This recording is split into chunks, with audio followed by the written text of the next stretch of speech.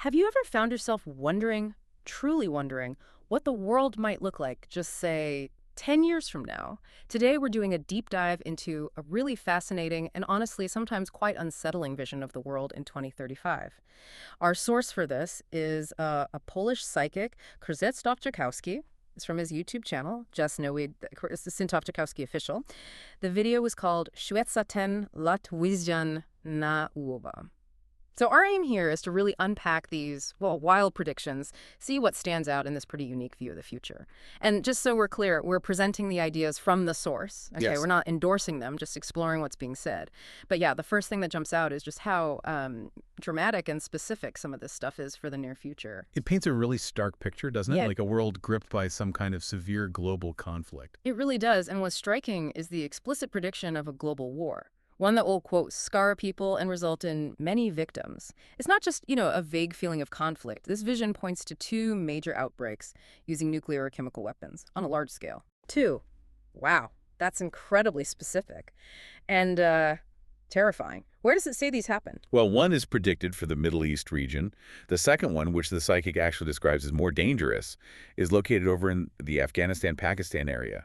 It might even extend towards India or China, so it's described as more Asia-focused. And the consequences. The immediate result is the creation of areas where people won't be able to leave, places where they'll be forced to be self-reliant. So, like, isolated zones, that sounds almost post-apocalyptic. Is there a time frame for this war? Exactly. And yes, this horrible war is predicted to happen specifically between 2025 and 2035.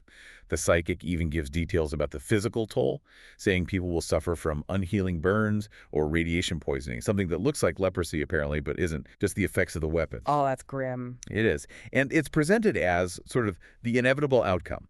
The source states that all that is happening around us will culminate in a world war. A truly devastating picture. So you have to wonder, what does this vision say about leaders or nations caught up in all this chaos? Right, it does touch on that. It mentions, for instance, the overthrow or death of Trump. Really? Yeah, although it's important to note the vision doesn't pin that specifically within the 10-year window. It's more within the broader time frame of the predictions. Okay. And what about countries? Specific impacts? France is mentioned, predicted to endure great fires and many victims. So even places we might think of as stable aren't spared in this vision. Apparently not. And there's another unsettling prediction about nuclear weapons being used by countries in Asia in a sudden escalating conflict. Not necessarily the superpowers we usually think of. Well, the source notes that Israel would take advantage of this wave in the Middle East context, and it specifically clarifies that it may not be Russia or America using nuclear weapons in this particular Asian scenario. That definitely shifts expectations, doesn't it? It certainly does. Okay, so after this picture of global war, what else? It sounds like the very maps we know could be redrawn pretty drastically. That's a good way to put it.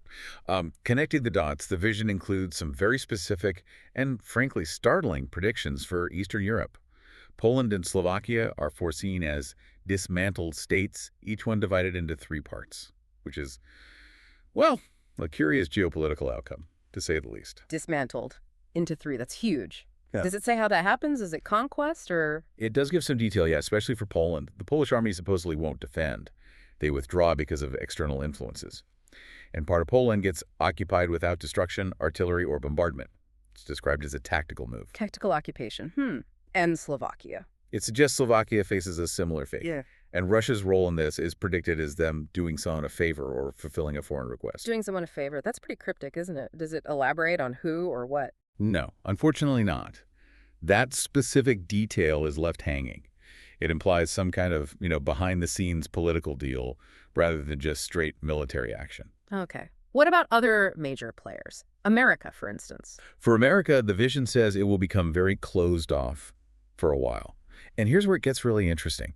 Several U.S. states will apparently declare something that makes them appear a different color on the map, almost like a different category America, even while technically remaining one country. A different category America. What could that even mean?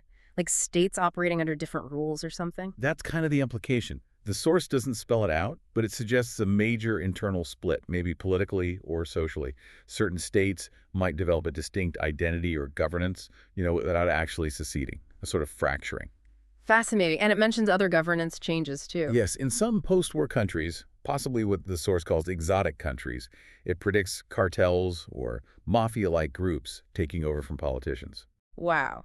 So a breakdown of traditional states in some areas. And if borders are closing and these strange zones are emerging, what does that mean for just, like, moving around the world, for travel? Yeah, global travel is described as becoming much more difficult within 10 years, a really stark contrast to how, relatively easy and flourishing it is now. So those enclaves you mentioned earlier. Exactly. The vision talks about these enclaves having vast differences. Some will become very poor, while others manage to hold a certain standard. It sounds like a really stratified world. And countries will close borders mainly to stop people fleeing poverty or other bad events. So not just geopolitics changing, but also fundamental things like resources Yeah, and technology. absolutely. That raises a really important point about basics, like water. Within the decade, a powerful global problem with water is predicted to start, leading to increasing restrictions. A water crisis. Yeah. Okay. And what about tech? You hear so much about electric cars now. Right, and this is another area with a very bold, very specific prediction. The current type of electric cars. The vision says unequivocally they will fail. Fail, as in the technology itself is flawed, or... It seems to imply the current approach won't pan out. But it doesn't start there. It predicts a new technology will emerge. An impulsive electric engine, described as almost self-sufficient or, get this, perpetuum mobile-like. Perpetuum mobile, like a perpetual motion machine. That sounds, well, impossible by our current understanding of physics. I know, it's a radical claim, but the vision describes it as generating its own power, almost never needing a charge. It'll be highly profitable, apparently, and lead to a total revolution in electric drive, making gasoline cars seem way less attractive. A total revolution. And does it say who develops this? Yes, interestingly, it states this breakthrough will come from a European car company. It definitely speaks to that idea of, like, a leap towards energy independence, even if it sounds like science fiction. Okay, so we've covered war, borders changing, resource crises, revolutionary tech. What else is in this vision? Does it go broader? It does, actually. Yeah. Towards the end, it shifts focus to something much bigger, the cosmos itself, but from a very personal perspective. Oh, how so? The source, the psychic himself, expresses great doubts about the American moon landings. And that skepticism seems to lead him to question other big space narratives, too. So doubting the historical achievements. Some of them, yes. But interestingly, not everything's space-related. There's still certainty about practical things, like orbiting satellites for GPS, that's affirmed. And the existence of the International Space Station, relatively near Earth, that's accepted as real.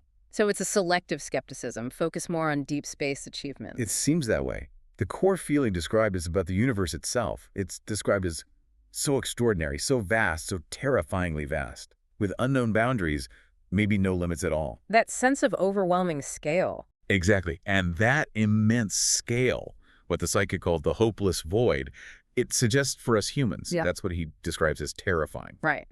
Okay, let's try and unpack this a bit. We've journeyed through this incredibly specific, often dramatic vision for the next 10 years.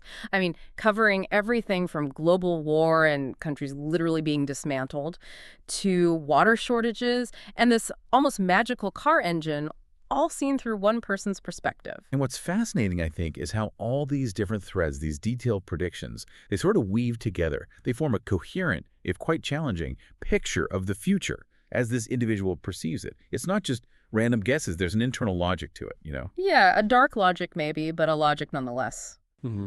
And the psychic himself ends on that quite profound note, doesn't he? Expressing how the sheer scale of the cosmos, that terrifying vastness, fills him with a sense of a hopeless void. So maybe a final thought for you listening.